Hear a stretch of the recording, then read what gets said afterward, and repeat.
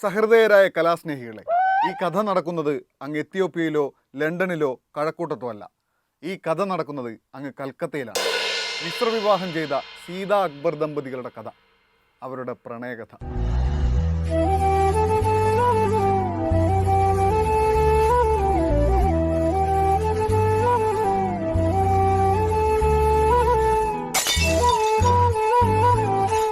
എന്താ ഇതിന്റെ കഥ? കഥയല്ലേ, പറഞ്ഞു തരാം.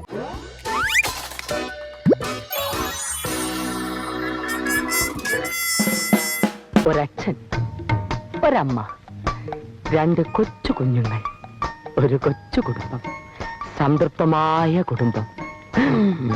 രാത്രി 12 മണി. നിശ്ചലമായ നിശ, എങ്ങും നിശബ്ദത. അതാ ഇരുട്ടിൽ നിന്നൊരാൾ പ്രത്യക്ഷപ്പെടുന്നു.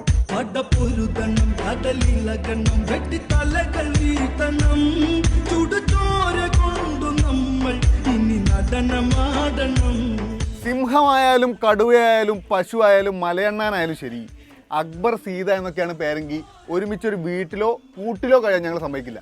അത് കൊൽക്കത്തയിലാണെങ്കിലും കാക്കനാടാണെങ്കിലും നമ്മൾ തടയും. ഒരു മിനിമം മര്യാദ ഒക്കെ വേണ്ടോ?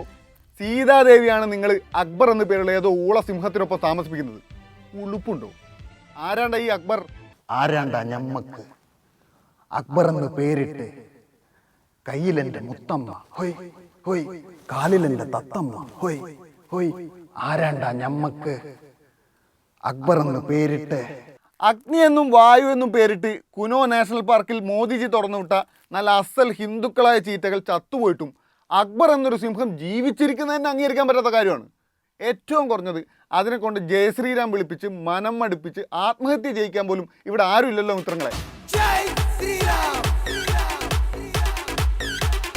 നിങ്ങൾ കുറേ മതേതര ബുദ്ധിജീവികൾ കാണുന്ന പോലെയല്ല ഞങ്ങൾ ഈ കാര്യത്തെ കാണുന്നത്.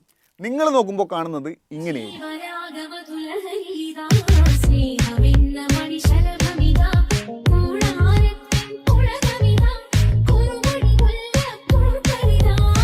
പക്ഷേ അത് നിങ്ങൾ നോക്കുന്നതിൻ്റെ പ്രശ്നമാണ്. ഈ കണ്ണാടി ഒന്ന് തുടച്ചിട്ട് ശരിക്കും ഒന്ന് നോക്കിയേ. അത്യാവശ്യം ചില അറിവ് വാക്കുകൾ ഞാൻ ഇപ്പൊ പഠിപ്പിച്ചു തരാം. ഒന്നുമില്ല. അസ്സലാമു അസ്സലാമു അസ്സലാമു അലൈക്കും അലൈക്കും വഅലൈക്കും വഅലൈക്കും മുസ്സലാം മുസ്സലാം. മതി. ഇതാണ് ശരിക്കുള്ള സംഭവം. അവനെ വളരാൻ അനുവദിക്കരുത്.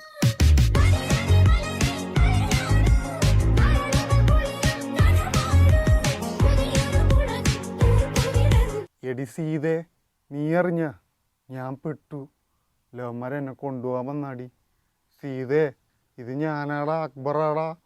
ചെറുതായി പണി പാളിന്നാ തോന്നുന്നേ. ആരാണ്ടൊക്കെ പറയാ കൂടിണ്ടാ. അവന്മാരെന്നെ ഉറക്കൂടാ. ആരോടാ? എന്നോടാ? ഇങ്ങനെ ആയിരുന്നില്ലല്ലോ നിങ്ങളെ ഭാഷ. ബൈറ്റിയെ എന്ന് പറഞ്ഞാൽ ഇരിക്കാനല്ലേ? ഇരുന്നേക്കാം. പിന്നെ സ്നേഹം മൂത്തിട്ടാണല്ലോ വിളിക്കുന്നേ. വിളിച്ചോണ്ട് പോയിട്ട് കൊലക്ക് കൊടുക്കാനല്ലേ? എൻ്റെ പൊന്നോ വേണ്ട. നിങ്ങൾക്ക് പിന്നെ വലിയ കഴിവുള്ള ആൾക്കാരൊക്കെ അല്ലേ പിടിക്കൂ. ഏറ്റവും കുറഞ്ഞത് മൗത്ത് ഓർഗനെങ്കിലും വായിക്കാൻ അറിയണം. എനിക്കത്ര കഴിവൊന്നുമില്ല മിസ്റ്റർ. അതൊന്നും ഇല്ലെങ്കിലും എനിക്കും സീതയ്ക്കും മനസമാധാനത്തിന് കുറവൊന്നുമില്ല. അല്ലെങ്കിലും കലാകാരല്ലാത്തവരെ ലോകം അംഗീകരിക്കില്ലല്ലോ. നമ്മളില്ലേ. പിന്നെ ഞാനും സീതയും ഒരുപാട് ആലോചിച്ചെടുത്ത തീരുമാനമാണിത്. 5 കിലോ മാനിറച്ചി തരാമെന്ന് പറഞ്ഞാലും ഞാൻ അവളെ ഇട്ടേച്ചു പോകുമെന്ന് വിചാരിക്കണ്ട. അങ്ങനെ ഇട്ടേച്ചു പോകാനല്ലടോ ഞങ്ങൾ ഒരുമിച്ചൊരു ജീവിത സ്വപ്നം കണ്ടത്. അതിനുള്ള വെള്ളം നിങ്ങളങ്ങ് വാങ്ങി വെച്ചാൽ മതി.